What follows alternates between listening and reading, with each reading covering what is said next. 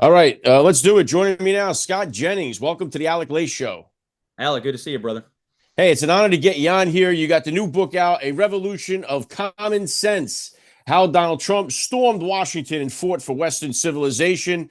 The only guy with some common sense on CNN, seems like a fitting title here. So tell the listeners, what can they expect when they get a copy, and why they should all get one for somebody, especially now that Christmas time is right here. Well, you got that right. You buy it now and put it under the tree. If somebody loves Trump, they'll be delighted to get it. And if you know somebody that's afflicted with TDS, put that under the tree too, and you can watch them unwrap it, and it'll be a miracle, a Christmas miracle for you. Look, I was thinking when I was watching the president at his inaugural address, he used this phrase, "a revolution of common sense," and I thought at the time, man, that is actually the greatest description of how he has rebranded the Republican Party and the conservative movement. And so I went to him in early February and I said, look, I think 100 people are going to write books crapping on you.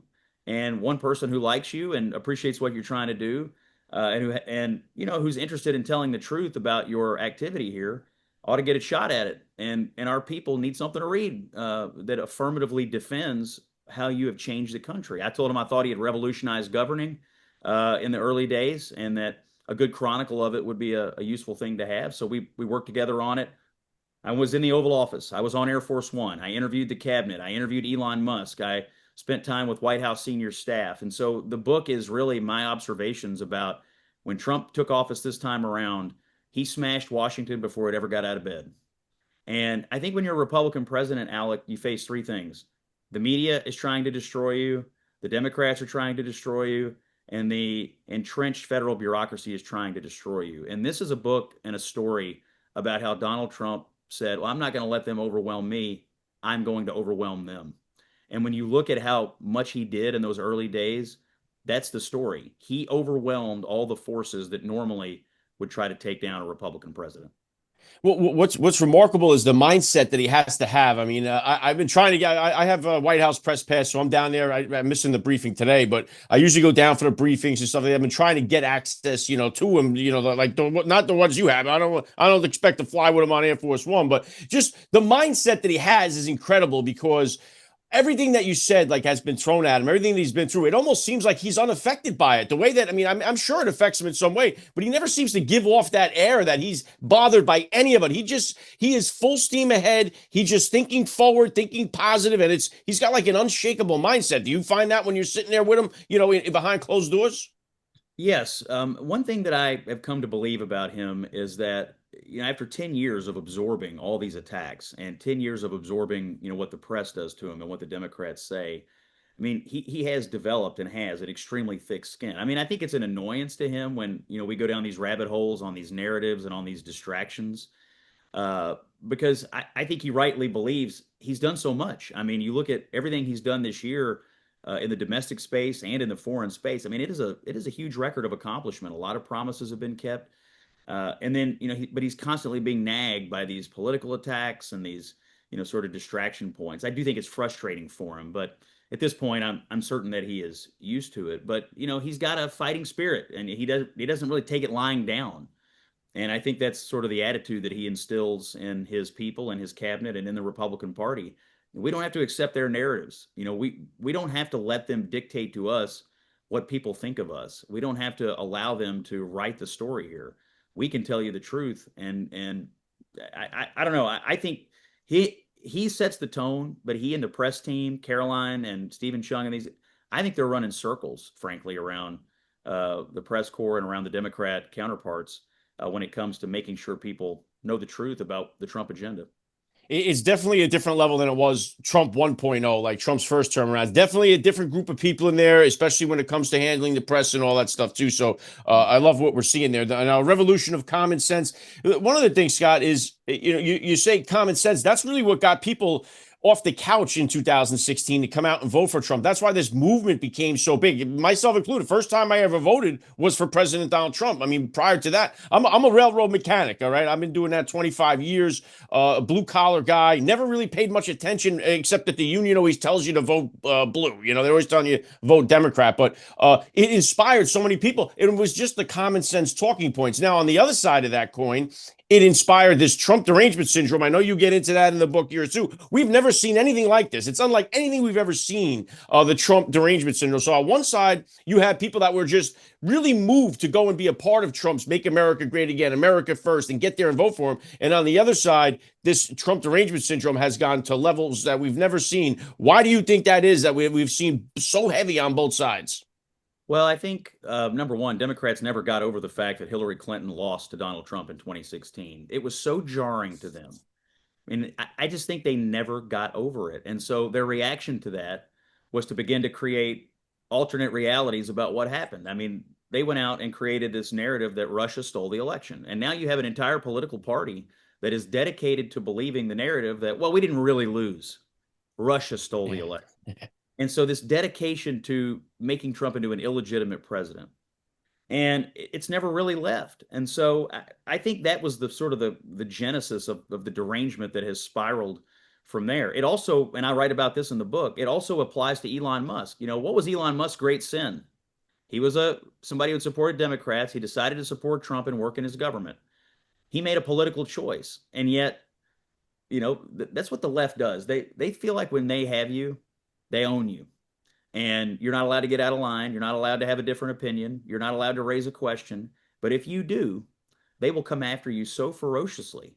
That's what they've done to Elon, you know, for the sin of simply making a choice in a campaign. By the way, the Democrats shunned Elon Musk. Joe Biden wouldn't even invite him into the White House when they were talking about electric cars. What do you expect?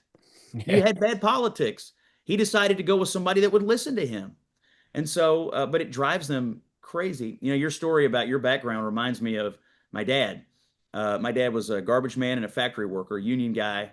When I was growing up, he was the biggest Clinton guy. He was a Democrat. He was a union Democrat. And he was also the first guy, and I tell this in the book, he was the first guy to ever tell me Donald Trump was going to be the next president. And I, of course, you know, as the trained political operative, told him he was full of it. He was right, and I was wrong. And it's not the only time in my life that's been the case. It happens all the time, actually. But his story and your story, I think, to me, is the story of the evolution of the political party and of the Republican Party and of the changing nature of our two parties. You know, we're now the party of working class America. And a lot of it is, and some of these people were Democrats and some like you were not politically interested at all. But it's all wrapped around the idea of common sense and a political party, the Democrats, that left that behind, left blue collar America behind, left middle America behind, left rural America behind to cater to people in big cities with college degrees. That's what they are. And so you have all this whole millions of people in America who were looking for somebody to speak for them in a way that they would speak if anybody ever bothered to put a microphone in their face. That's what he does. And that's kind of the political magic of how he's rebuilt the Republican Party. And he has rebuilt it. And it just gives you more of a faith. And just the regular people, you know, Scott, they're so tired of all this stuff, like being like men and women's sports. You know, I got 4 kids. My youngest is a girl, and it's like, why? It's just it's an insult that we even have the conversation because it's so far beyond. I know, I think you say in the book like an 80-20 or 90-10. I think it's even more than that. I've never spoke to anybody in real life that ever agrees with that stuff. So I still can't believe that the Democrats have been dumb enough to even go near that issue, knowing just how unpopular it is. I don't get what they stand to gain from it. And it's just issues like that where they've lost people. And even with the open border, having the border wide open, storming it with, you know, millions of people like that, there was no chance in that was going to ever work for them. And why they would even get behind it, it makes no sense. Not locking up criminals. We see these people getting out of prison, 40 arrests. We just had another guy that lit that woman on fire in Chicago, 49 prior arrests. It's like, these are the things where it's like, these are no-brainers that the people are going to get behind. Yet the Democrats seem to still be loyal to that insanity, and I can't figure out why. Yeah, their party, their movement has been hijacked by a lot of people who fundamentally hate America, believe America's rotten at the core, believe sort of just the fundamental underpinnings of America. Our American system are inherently corrupt and must be destroyed and replaced with something else. And unfortunately, we see what that ideology is. And you hear the fear in the voice of their politicians. It's why they shut down the government. It's why Chuck Schumer shut down the government, because he fears the people who have these extreme ideologies. They've been hijacked by and are now being held hostage by these people on the radical left. And it is defining their party in a way that just vast majority of Americans would not agree with. You know, you raise the immigration issues. You know how many immigration laws we've passed since Donald Trump became the president? Zero. We have not passed any laws. All we're doing is enforcing existing law. And it has set them off onto a path of rage and propaganda and absolute insanity. We're just simply enforcing existing law. Their preference is that we don't follow the law, that we have laws on the books that we can ignore. And of course, that kind of, as you know, that kind of permissive structure, that's why people come here. We haven't had a single border crossing in 5 months. Why? Because when people come here now, they're like, well, it's not going to work out for me. The way they want to communicate is, just get here and it'll probably work out for you. That was the old way. Trump is communicating a new way. We didn't have to pass a single law. We just needed to send a message. But they're in thrall to people right now who have fundamentally radical ideas. Mamdani is sort of the latest iteration of this in New York City. He's the most popular Democrat in the country. Why? Because he is an open socialist. Because he openly believes America is rotten and he thinks it's a terrible place and it needs to be remade in the shape and the form of a socialist government. That's the most popular Democrat in the country right now. That ought to tell you where the energy in their party is. Yeah, it's more about the promise of free stuff. You're going to get free this, free that. We just saw that the congresswoman down there in Florida who just got pinched stealing $5 million from FEMA. Her campaign pitch was she was going to give everyone $1,000 a month. Oh, that was her campaign thing. I'm going to give you $1,000 a month. It was people's prosperity or something. And it turns out she's the only one that prospered, like most of the time it is with these Democrats with this stuff. But again, you got a revolution of common sense, how Donald Trump stormed Washington and fought for Western civilization. I got the link down there in the description below. Scott, when you're on CNN, I mean, listen, you're the only reason why Republicans tune in or just see the clips on Twitter, really. But the Democrats tune in because they love to hate you. So it's like you've got the best of both worlds for them, I would imagine. It's great for ratings, but it's easy to do it when Trump is hitting on all cylinders, I would imagine. It's got to be a little bit more difficult when there's these bumps in the road, such as the Epstein case, because the way, in my opinion, the way that this thing has been handled, right from the jump, with the binders and the stuff is on my desk. And I mean, everybody in the Trump camp wants to see people that were involved with Epstein paid a price. That's not a question about that. And the way this has been walked has been very difficult. Have you found it challenging to kind of debate with that when you're on with CNN? Is that the most challenging issue you faced so far during this term? You know, you raise a good question. Is it the most challenging? You know, there's been things along the way that are tougher to debate than others. This one has been frustrating to me because I agree with you. I think the early PR could have been, the process could have been handled differently. But what has been most frustrating to me lately, and I hear people say it every day, they either imply or worse that Donald Trump had something to do with this. He did not have anything to do with this. There's not a shred of evidence that he had anything to do with it. But you hear people on television trying to create this narrative that somehow Trump did something untoward, unethical, illegal, or worse. Now, there is a bunch of evidence that even after Epstein was convicted, that Democrats continued to stay in touch with him. They were soliciting his advice. Members of Congress were asking him, what should I say in this congressional hearing? They wanted to fundraise with him. He was giving Larry Summers, the president of Harvard, and Bill Clinton's Treasury Secretary, dating tips. And so actually what's been frustrating to me is that Democrats and media wanted to create a narrative that this is a story about Trump and Epstein. The story is about Epstein and Democrats and how many of them were involved with him and how many of them stayed in touch with him even after he was convicted of these terrible crimes. And I think so it's been tough to debate because you're out there fighting against people who are trying to create, in my opinion, a false narrative about what the president did here. But at the same time, I personally think they may have blundered into something, which is that we're about to find out just how many people on the left had close personal relationship with Epstein, not in the 1980s, but after he was a convicted sex criminal.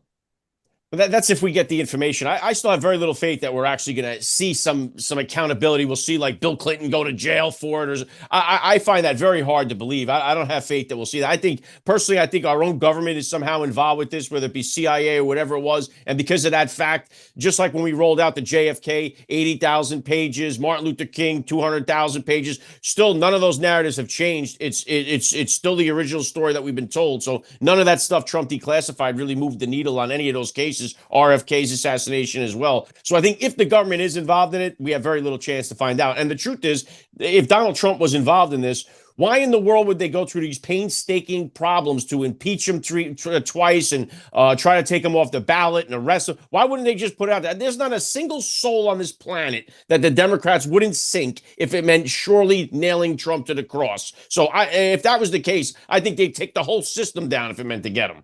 Oh, I've said this. This has been one of my principal debating points. He's been running for president, been in public life for 10 years. These files were sitting on the desk of Joe Biden's attorney general for 4 years.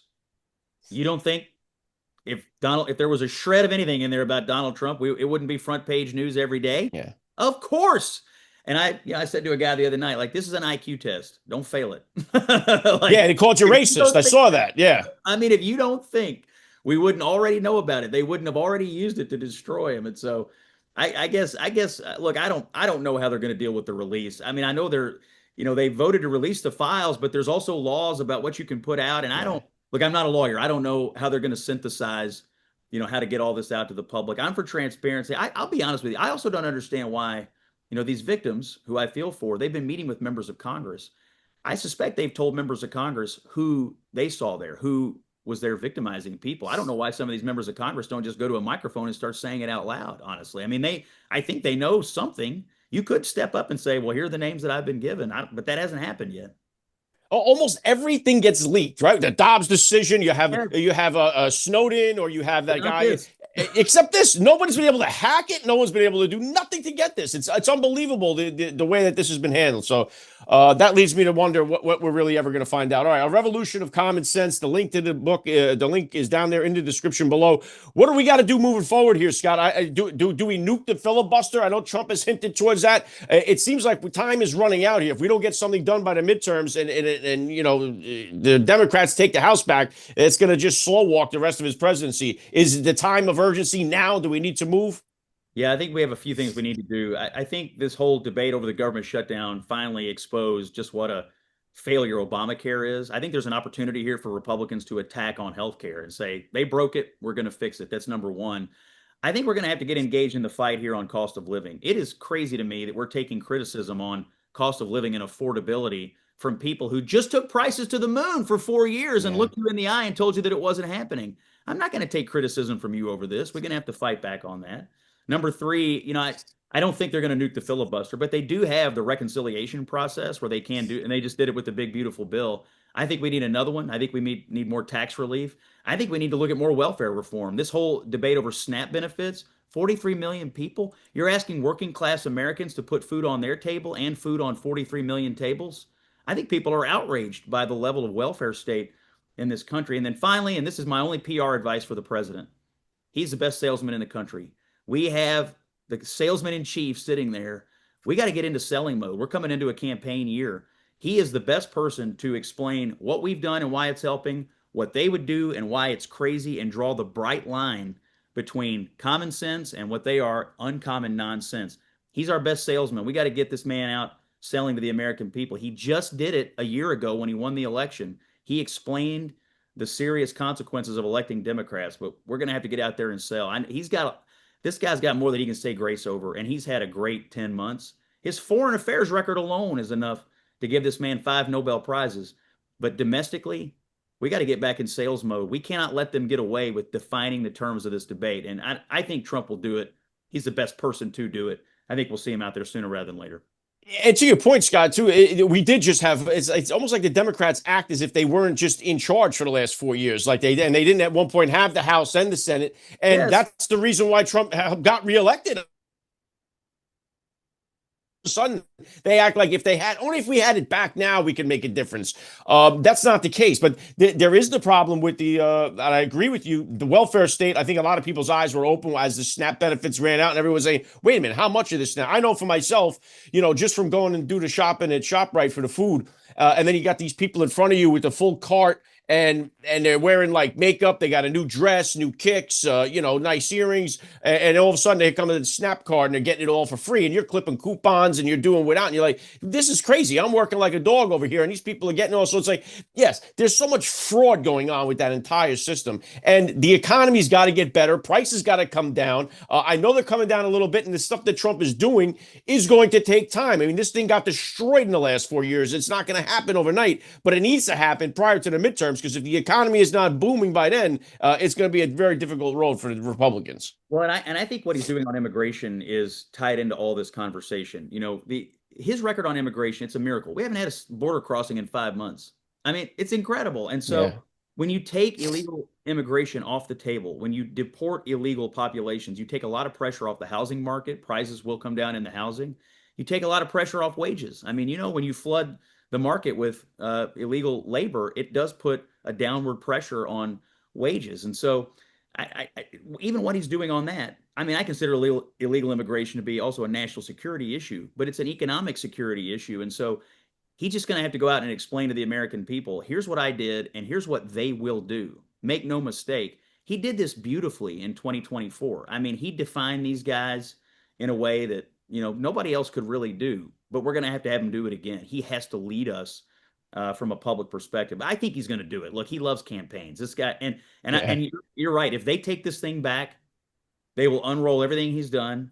They will tie him up every day. I firmly believe they will impeach him again and try to throw him out of office. It'll be a miserable 2 years when I think we could use another 2 years of progress. And so the campaign is almost upon us, but we've got the best campaigner in the country sitting in the Oval Office. I'm sure he's itching to get out there. Yeah, no, I would love to see him do the rallies again, because I'd love to go back. They're always fun and a lot of energy. But yeah, the thing that sucks too, Scott, is this is it. Unless we do get that third term he tries to run, but he's done, and it's sad that it will come to an end. We got JD. Yeah, I know. It's still not the same. Revolution of common sense: how Donald Trump stormed Washington, fought for Western civilization.